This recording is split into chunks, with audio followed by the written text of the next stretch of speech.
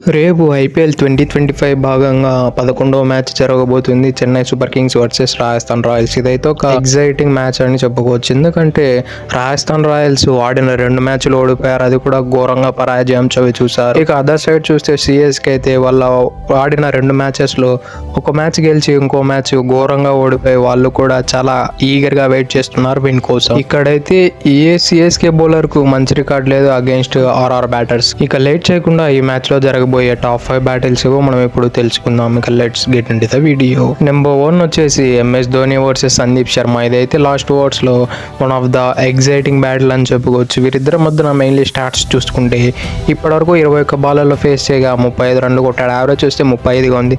Strike rate చూస్తే 166గా ఉంది. ఇంతవరకు ఒక్కసారి కూడా అవుట్ చేయలేదు సందీప్ శర్మ ఎంఎస్ ధోనిని. కానీ ఎంఎస్డిని లాస్ట్ సీజన్ ఒక ఓవర్లో 20 రన్లు కావాలనుకుంటే లాస్ట్ ఓవర్లో అది సైలెంట్ గా ఉంచగలిగాడు సందీప్ శర్మ. ఎంఎస్ ధోని ఇలాంటి రెప్యుటేషన్ ఉన్న ఫినిషర్ ని అంత సైలెంట్ గా ఉంచగలిగాడంటే కేవలం 20 రన్లకి హ్యాట్స్ ఆఫ్ చెప్పి తీరాల్సిందే. ఇతనిలో అయితే రాజస్థాన్ రాయల్స్ కి వచ్చిన తర్వాత డెప్త్ బౌలింగ్ స్కిల్స్ అయితే చాలా వరకు మెరుగుపరుచుకున్నాడు. ఈవెన్ స్టాట్స్ అయితే ఇలా ఉన్నాయి. స్టాట్స్ తారుమారు చేసే అవకాశాలు కూడా చాలా ఎక్కువగా ఉన్నాయి. ఈవెన్ రీసెంట్ గా చూసినా కూడా లాస్ట్ మ్యాచ్ లో కూడా ఎంఎస్ ధోని ఆర్సీబీ పైన చాలా మంచి బ్యాటింగ్ చేశాడు. లాస్ట్ లో ఒక 4-5 సిక్స్లు కొట్టి మంచి ఫినిష్ చేశాడు. అన్ఫార్చునేట్లీ మ్యాచ్ ఓడిపోయారు. కానీ మనము ఓవరాల్ పాయింట్ చూస్తే ఎంఎస్ ధోని అయితే రీసెంట్గా అయితే మంచి బ్యాటింగ్ ఫామ్తోనే ఉన్నాడు. ఇక బ్యాటిల్ నెంబర్ 2 విషయానికి వస్తే సంజు శాంసన్ వర్సెస్ నూర్ అహ్మద్. వీరిద్దరి మధ్యన కూడా ఒక ఎగ్జైటింగ్ బ్యాటిల్ ఉండబోతుంది. ఇక వీరిద్దరి మధ్యన స్టార్ట్స్ చూసుకుంటే ఇప్పటివరకు 11 బాల్లలో పార్టిసిపేట్ చేయగా 20 రన్లు స్కోర్ చేయగా యావరేజ్ చూస్తే 20గా ఉంది.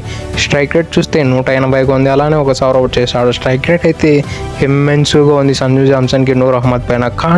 కానీ అతడు కన్సిస్టెంట్గా రన్స్ కొట్టలేకపోతున్నాడు. ఇంకా నూర్ అహ్మద్ విషయానికి వస్తే నూర్ అహ్మద్ అయితే సిఎస్కేకి ఒక మెయిన్ బౌలర్గా మారిపోయాడు. అతడు ఆడిన 2 మ్యాచెస్లో 2 సార్లు కూడా అద్భుతమైన వికెట్లు తీసిపెట్టాడు సిఎస్కేకి. ఈవెన్ ఇప్పుడు ఆడబోయే గువాహతి పిచ్లో కూడా అది స్పిన్ ట్రాక్. అది మనం కేకేఆర్ వర్సెస్ రాజస్థాన్ మ్యాచ్ చూసాం. అది 2 స్పిన్ అయిపోతుంది పిచ్ అనేది. కాబట్టి సిఎస్కేని ఇక్కడ ఫేవరెట్స్గా ఉండే అవకాశాలు ఉన్నాయి. ఇక బ్యాటిల్ నెంబర్ 3 విషయానికి వస్తే శివం దుబే వర్సెస్ వనిందో అసరంగా. ఇక వీరిద్దరి మధ్యన స్టార్ట్స్ చూసుకుంటే ఇప్పటివరకు 13 బాల్లలో ఫేస్ ఆఫ్ కాగా అందులో 27 రన్లు కొట్టాడు. యావరేజ్ చూస్తే 27గా ఉంది.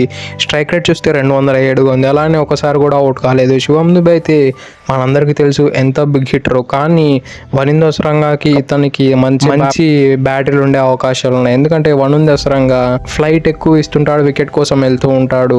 అందుకే శివం దుబే కూడా డేరింగ్గా కొడుతూ ఉంటాడు. లాస్ట్ మ్యాచ్లో చూసుకుంటే శ్రేయాస్ శర్మ శివం దుబేకి ఎక్సలెంట్ బౌలింగ్ వేశాడు. ఎక్కడే కానీ అతడు బ్యాట్ స్వింగ్ చేసుకోవడానికి ఆ గ్యాప్ ఇవ్వలేదు. ప్రాపర్ లైన్ లెంత్ లేసి శివం దుబేని బ్యాక్ ఫుట్ లో పెట్టగలిగాడు. అలా కూడా వేసినట్లయితే వనిందోసరంగా శివం దుబేని బ్యాక్ ఫుట్ లో పెట్టవచ్చు. ఇక బ్యాటిల్ నెంబర్ 4 విషయానికి వస్తే నితీష్ రాణా వర్సెస్ రవిచంద్రన్ అశ్విన్. ఇక వీరిద్దరి మధ్యన స్టాట్స్ చూసుకుంటే ఇప్పటివరకు 58 బాల్లలో పార్టిసిపేట్ చేయగా 108 రన్లు కొట్టాడు. యావరేజ్ చూస్తే 108గా ఉంది. అలానే స్ట్రైక్ రేట్ చూస్తే 186గా ఉంది.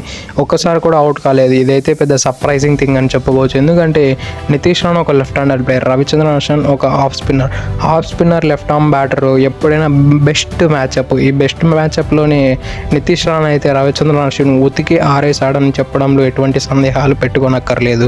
అంత మంచి స్ట్రైక్ రేట్, అంత మంచి రన్లు అయితే కొట్టగలిగాడు అగేన్స్ట్ రవిచంద్రన్ అశ్విన్. ఇక బ్యాటిల్ నెంబర్ 5 విషయానికి వస్తే Ruturaj Gaikwad versus Jofra Archer. వీరిద్దరి మధ్యన కూడా ఒక ఎగ్జైటింగ్ బ్యాటిల్ ఉండబోతుంది. రుతురాజ్ గైక్వాడ్ అయితే first match against Mumbai Indians అయితే ఒక మంచి 50 స్కోర్ చేయగలిగాడు. ఆ తర్వాత ఆర్సీబీ పైన అయితే అతడు అంత మంచిగా అయితే పర్ఫామ్ చేయలేదు. హేజ్వుడ్ బౌలింగ్లో ఐ థింక్ డక్అవుట్ అయిపోయాడు. జఫ్రా ఆర్చర్ విషయానికి వస్తే అతడు 2 మ్యాచ్లలో టన్స్ ఆఫ్ రన్స్ లీక్ చేస్తున్నాడు. ఈ మ్యాచ్లో అతడు కమ్బ్యాక్ చేసే అవకాశాలు కూడా చాలా ఎక్కువగా కనిపిస్తున్నాయి. ఆ టఫ్గా వచ్చి ఆ హార్డ్ లెంత్లో హిట్ చేసి రుతురాజ్ గైక్వాడ్ని బ్యాక్ ఫుట్లో పెట్టే అవకాశాలు చాలా ఎక్కువగా ఉన్నాయి. That's it for today.